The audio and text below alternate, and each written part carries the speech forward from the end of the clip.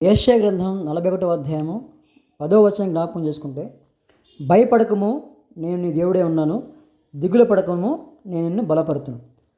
ఇలా అనేక వచనాలు మరి దేవుడు మనకి లిఖింపజేస్తున్నాడు. భయపడకుడి అనే మాట మనకి బైబిల్లో తరచుగా మనకి వినపడతా ఉంటుంది. దేవుడు మనల్ని ఆయన కాపాడే దేవుడు, భయపెట్టే దేవుడు కాదు, భయపడే వారిని కాపాడే దేవుడు. కాబట్టి ప్రతి విషయంలో చాలామంది చిన్న చిన్న విషయాలకు భయపడిపోతూ ఉంటారు. వాళ్ళకి వచ్చిన కష్టాన్ని బట్టి, వ్యాధిని బట్టి, రోగాన్ని బట్టి, శ్రమని బట్టి చాలామంది భయపడుతూ ఉంటారు. కానీ దేవుడు ఇచ్చినటువంటి ఆ వాగ్దానం ఏంటంటే, మీరు భయపడద్దు, నేను మీకు తోడుగా ఉంటానని చెప్పేసి దేవుని వాక్యము జ్ఞాపకం చేస్తూ ఉంది.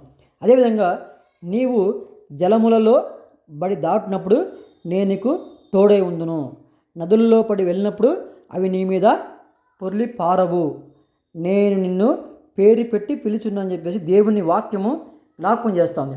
అబ్రహాముకు తోడుగా ఉన్న దేవుడు, ఇస్సాకు తోడుగా ఉన్న దేవుడు, యాకోబుకు తోడుగా ఉన్న దేవుడు మనకు కూడా ఆయన కాపాడుతాడు, రక్షిస్తాడు.